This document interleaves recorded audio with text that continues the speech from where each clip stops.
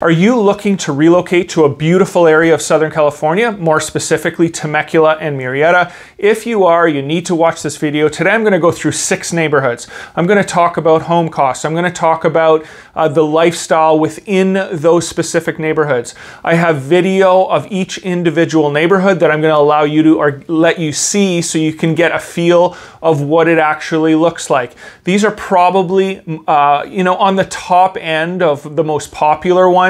But there are at least 30 separate communities in both cities that are really nice to live. But I just wanted to highlight, the most popular 6.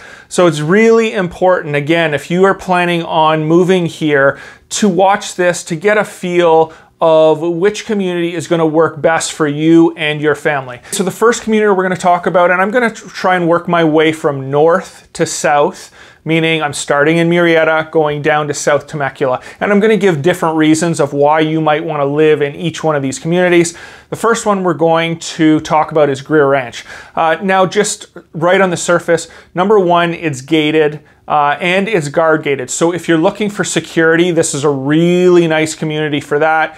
The amenities within the community, not only the landscape, but actually the pools and the tot lots, playgrounds are absolutely beautiful. Another thing that I can say, the growth and maturity of the landscape is probably one of the most beautiful communities in either city. So if you like something that's more aesthetically pleasing in regards to just how it looks, Greer Ranch is probably going to be in the top 1 to 2 communities. Now the home prices, they're going to range anywhere from $850,000 to 1.1 million, just depending on the size of the home, where it's located. There are some different aspects of Greer Ranch that make some homes a little more expensive. Another reason somebody might want to look at Greer Ranch is because of the commute time to your work. Depending on where you do work, if it's more north, absolutely this is a community you should look at.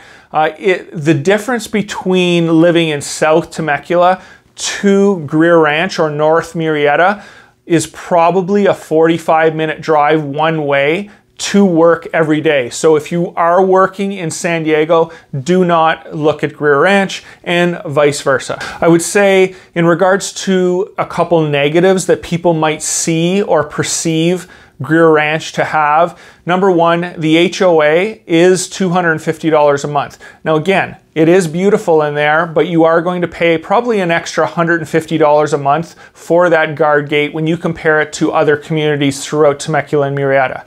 Another thing that you really have to look out for in Greer Ranch is there are some homes in fire hazard areas. So your insurance is probably going to be an extra $1,500, $1,700 a year, depending on the home that you choose within Greer Ranch. This is not every single home. I do have a video, and I will link it right here, of options or insurance companies that are local that will give you options to maybe cut down on your monthly or yearly insurance costs. So that can help you. But all in all, Greer Ranch, absolutely one of the top communities in either city. Okay guys, next up, Harveston, and we're gonna start in North Temecula and move our way down. Again, I'm not gonna get into the commute, but it's great for somebody that is working north. Why do people gravitate towards Harveston? The amenities are next level. You've got an Olympic-sized pool. You've got a lake that has a 1-mile walking path for dogs. If you want to take your dog for a walk, you can boat. There's boats that you can rent on the actual lake. There's picnic areas. There's soccer fields. There's baseball fields.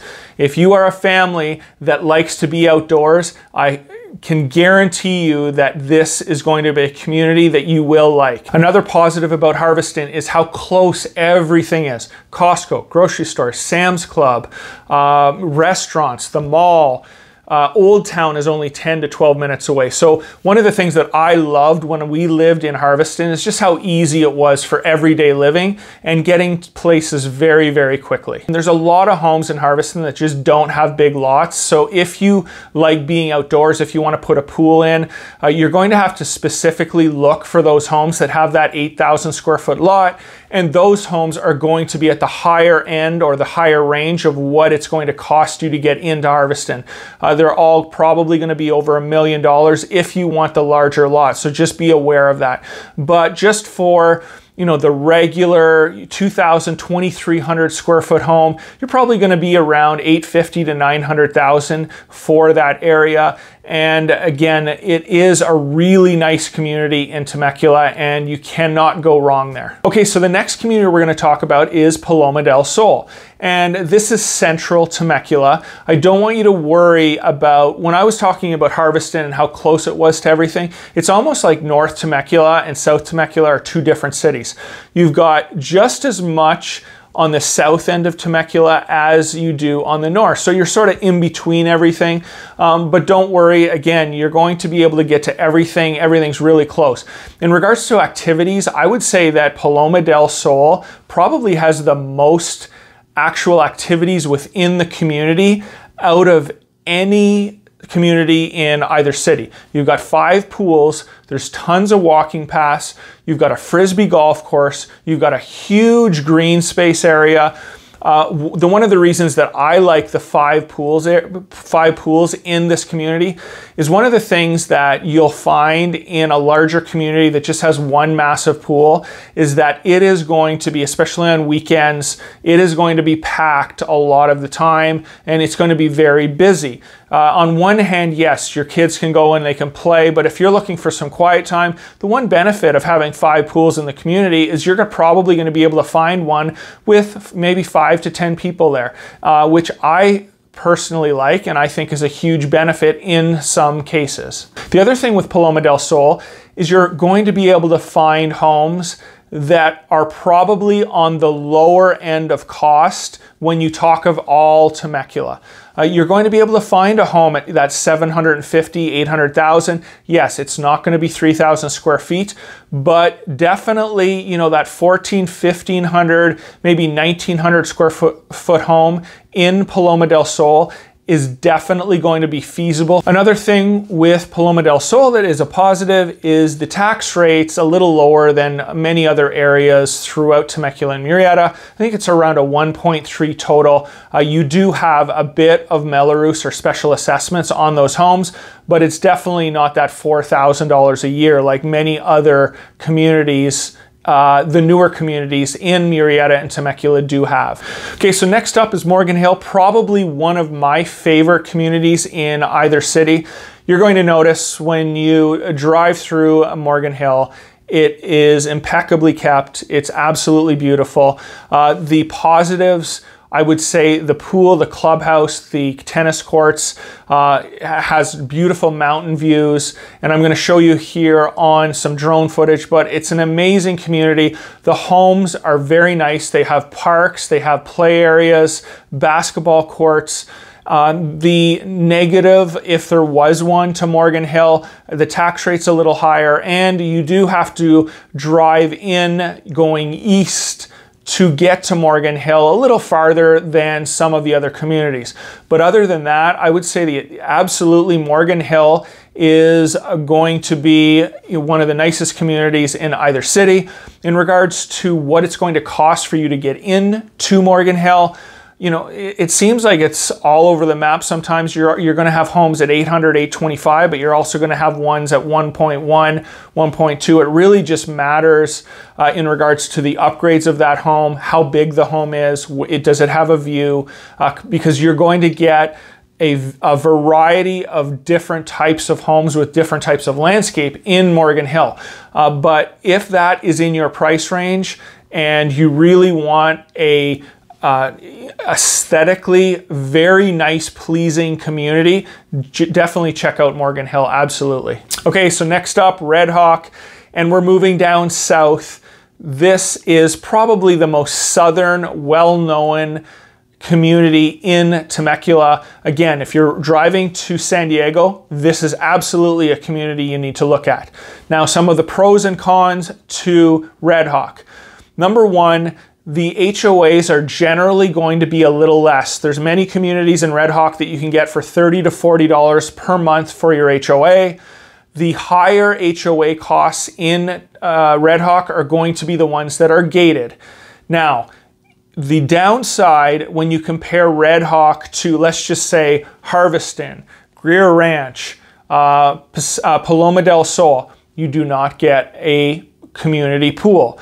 If you're not interested in that, absolutely you need to look here. But there are amenities there and there are things to do in regards to like small parks everywhere, but you're not going to have that centrally located pool, spa, tennis court type of area in Red Hawk. Now the homes are going to range from sizes, 2,300 square feet all the way up to 4,000 square feet. It just really just depends on the community that you pick. I do have an in-depth video on just Red Hawk that you should watch because I went around and I took video of each and individual sub-community, communities, all of the gated communities, just to give you an idea of the differences and how they look. From the fairways to Rancho Madera, again, it seems like there's maybe 7 to 8 sub-communities within the whole Red Hawk community. There are golf course views. If I didn't mention that, definitely you can live on the golf course. There is no affiliation to the Red Hawk golf course and the community, but it actually is, it's become a pretty nice golf course. I remember 10 years ago, I didn't even want to play there, but over the last couple years, I've noticed that the facilities, not the facilities, but the actual playing of the golf course has gotten a lot better, and definitely check it out if you're a golfer. Okay, and finally, just generally about Temecula and Murrieta, I wanted to talk about schools and education. People move here for that. I get regular calls from people, and that's specifically why they are moving to this area. Also, when I talk about market trends moving forward into the future, rental prices, as long as the city stays safe with good schools, you can just tell the rental prices in both cities have been steadily going up over the last 5 years. I think the influx of people just moving here from bigger cities is causing that. I remember maybe 5 years ago, you could get a rental for like $2,300 a month for a 2,000 square foot home. Now you're around $3,300. I don't know where that's going to top out in the next year or two, but I do see continued growth in this specific area over the next 10 years, just because of the safety and the schools and people wanting to move here and the building going on in the community. A lot of people do not like that the amount of homes that are going in both of these cities, but it is what it is. And if you are looking to buy a home, if you're looking to buy a rental, I would say that this is one of the better areas that you're going to be able to purchase a home for long-term growth. Now, just real quick, what do people do here? There's golf, there's Old Town to go down to restaurants and bars. You've got Pechanga Casino. It's a fun night out. I don't usually go. I always lose, so that's just something that I don't usually do. You've got parks everywhere. You've got Patricia Birdsall Sports Park, which I think is one of the nicest sports parks I've ever seen in my life. You have, again, Lake Harveston, if you want to spend the day there, walking on the lake, going on a boat ride. You've got the wineries, of course. You've got blueberry picking. I mean, there are hiking. There's at least, just off the top of my head, there's about 10 to 15 things that I could name that are popular, that people do daily in this area. So there's tons of activities. So there you have it, guys. Taking a look at 4 or 5 of the most popular communities in Temecula and Murrieta. Make sure you call me if you have any further questions. I can go through so many more details with you than I can on the video. And until next time, thank you very much.